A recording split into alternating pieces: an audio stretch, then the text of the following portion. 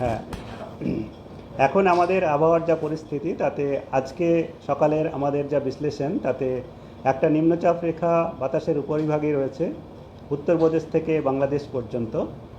আর এর প্রভাবে আগামী 24 ঘন্টাতে আমাদের উত্তরবঙ্গের জেলাগুলিতে প্রায় সর্বত্রই হালকা থেকে মাঝারি বৃষ্টিপাত হওয়ার সম্ভাবনা থাকছে। তার সঙ্গে ভারী থেকে অতি ভারী বৃষ্টিপাতের সম্ভাবনা রয়েছে মূলত উপরের 5টা জেলায়, আমাদের দার্জিলিং, কালিম্পং, আলিপুরদুয়ার, জলপাইগুড়ি এবং কুচবিহার।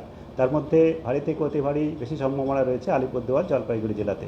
এটা আগামী 24 ঘন্টার জন্যে।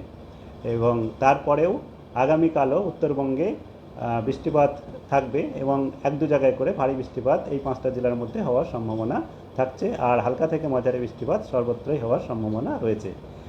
আর দক্ষিণবঙ্গে যেটা রয়েছে এর প্রভাবে দক্ষিণবঙ্গে আগামী দুদিনে বিক্ষিপ্তভাবেই বৃষ্টিপাত হওয়ার সম্ভাবনা থাকছে, যেটা বজ্রবিদ্যুৎ সহ বৃষ্টিপাত, যেটা আমাদের কলকাতা শহরে আজকে কিছুক্ষণ আগে কিছুটা সময় ধরে হয়েছে সেরকমই বিক্ষিপ্তভাবে অনেক জায়গাতেই হালকা থেকে মাঝারি বৃষ্টিপাত হওয়ার সম্ভাবনা থাকছে আগামী দুদিনে, আজ এবং কাল। আর এখন আমি আপনার কলকাতার জন্য যেটা আগামী দুদিনে আছে, কলকাতা মূলত সাধারণত মেঘলা আকাশ থাকবে, তবে দিনের কিছু সময় আংশিক মেঘলা আকাশ হওয়ার সম্ভাবনা, যার জন্য রৌদ্রোজ্জ্বল আবহাওয়া থাকবে। আর পরবর্তী যখন দুপুরের পরে কিছুটা সাধারণত মেঘলা আকাশ এবং বজ্রবিদ্যুৎ সহ বৃষ্টিপাতের সম্ভাবনাও থাকছে আগামী দুদিনের মধ্যে চান্সেস আছে। আর এখন আমাদের পুজোর জন্য যে স্পেশাল আমরা ফোরকাস্ট বলে থাকি, আগামী 15 দিনের মধ্যেই আমাদের পুজো বা আমাদের যেটা দুর্গাপূজা ফেস্টিভ্যাল পিরিয়ড শুরু হচ্ছে, তার জন্যে আমরা 21 তারিখ থেকে 2 তারিখ পর্যন্ত যে আবহাওয়ার পরিস্থিতি কেমন থাকবে সেই সম্পর্কিত একটা পূর্বাভাস আজকে দেওয়ার পরিকল্পনা করেছি এবং সেটাই আমি বলছি এখন। যেটা হচ্ছে আমরা 21 তারিখ থেকে মহালয়া থেকে শুরু করেছি, আর 21 তারিখ থেকে আমাদের 25 তারিখ পর্যন্ত সেটা আমাদের আগামী 7 দিনের প্রতিদিনের ডে ওয়াইজ পূর্বাভাসের মধ্যে আসছে। তা এটা আমি ডে ওয়াইজ আমরা দেব। আর তারপরে হচ্ছে আপনার যেটা 26 থেকে 2 তারিখ, এটাকে আমাদের উইকলির মধ্যে আসছে, তার জন্য আমরা এটা পিরিয়ডটাকে দুটো ভাগে ভাগ করা হয়েছে, 26 থেকে 29 আর 30 থেকে 2। এই দুটো ভাগের মধ্যে কেমন থাকবে সেটা আমি বলবো।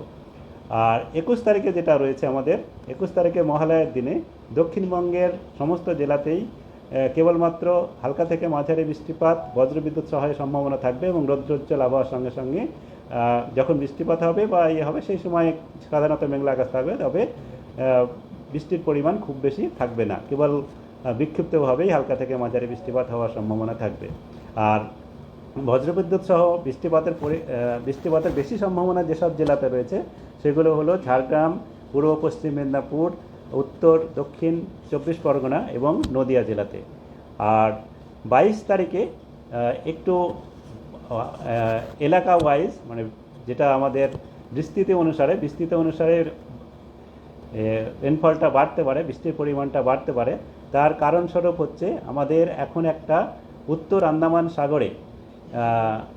আন্দামান সাগরে একটা ঘূর্ণাবর্ত রয়েছে, যেটা 3.1 কিলোমিটার পর্যন্ত বাতাসের উপরে বিস্তৃত রয়েছে। এটা আগামী 22 তারিখ নাগাদ উত্তর বঙ্গোপসাগরে আসার সম্ভাবনা রয়েছে। তো এরই প্রভাবে 22 তারিখ থেকে কিছুটা বৃষ্টিপাতের পরিমাণ দক্ষিণবঙ্গে বাড়ার সম্ভাবনা রয়েছে, যেটা আমাদের অনেক জায়গাতেই বজ্রবিদ্যুৎ সহ বৃষ্টিপাত হওয়ার সম্ভাবনা আমাদের দক্ষিণবঙ্গের জেলাগুলিতে। আর 23 তারিখে এই বৃষ্টিপাত প্রায় সর্বত্রই সব জায়গাতেই হালকা থেকে মাঝারি বৃষ্টিপাত থাকবে। তার সঙ্গে সঙ্গে ভারী বৃষ্টিপাতও দুটো জায়গায় হতে পারে, মূলত আমাদের উপকূল অঞ্চলের জেলা দক্ষিণ 24 পরগনা এবং পূর্ব পশ্চিম মেদিনীপুর জেলাতে। এই 23 তারিখে এটা হচ্ছে। এইবার হচ্ছে আমাদের 24 তারিখে যেটা রয়েছে, 24 তারিখে আবার বৃষ্টিপাত কিছুটা সামান্য কমতে পারে, যেখানে বৃষ্টিপাত থাকবে, যে ভারী বৃষ্টিপাতের সতর্কতা নেই, কিন্তু হালকা থেকে মাঝারি বৃষ্টিপাত সর্বত্রই হওয়ার সম্ভাবনা থাকবে দক্ষিণবঙ্গে। 25 তারিখে আমাদের বৃষ্টিপাত যেটা থাকবে সেটা হচ্ছে বিক্ষিপ্তভাবে বা অনেক জায়গাতেই হালকা থেকে মাঝারি বৃষ্টিপাত দক্ষিণবঙ্গে থাকার সম্ভাবনা থাকছে। এবার 26 থেকে 29 যেটা রয়েছে আমাদের দক্ষিণবঙ্গের জন্য, আমি প্রথমে দক্ষিণবঙ্গের বলে নিচ্ছি, তারপর উত্তরবঙ্গে বলবো। দক্ষিণবঙ্গের 26 থেকে 29 যে পিরিয়ডে বলা হচ্ছে, এই সময়ে আমাদের একটা বিশ্লেষণে যেটা উঠে আসছে তাতে 25 থেকে এই পিরিয়ডের 25-26-এর মধ্যে অ্যারাউন্ড 25-এর মধ্যে একটা নিম্নচাপ আমাদের উত্তর পূর্ব বা মধ্য পূর্ব বঙ্গোপসাগরে আসার সম্ভাবনা রয়েছে নতুন একটা নিম্নচাপ, এবং এর প্রভাবে যেটা আপনারা হয়তো আমাদের গতকালকের যেটা আউটলুক দেওয়া হয় যে পরবর্তীতে কেমন হতে পারে একটা আউটলুক দেওয়া হয়, তাতে বলা হয়েছে এটা আমাদের গভীর নিম্নচাপেও পরিণত হতে পারে পরের দিকে, যেটা হচ্ছে 26-27 পরের দিকে। এটাই যে 26 থেকে 29 এই পিরিয়ডের মধ্যে এর প্রভাবটা থাকবে। তো এই পিরিয়ডের মধ্যে আমাদের বৃষ্টিপাত কয়েকদিন প্রায় সর্বত্রই হালকা থেকে মাঝারি বৃষ্টিপাত, এবং দু একদিন অনেক জায়গাতেই হালকা থেকে মাঝারি বৃষ্টিপাত থাকবে, এবং তার সঙ্গে সঙ্গে উপকূল অঞ্চলের জেলাগুলিতে ভারী বৃষ্টিপাত হওয়ার সম্ভাবনাও থাকছে এই পিরিয়ডের মধ্যে দু একদিন। ঠিক আছে, তো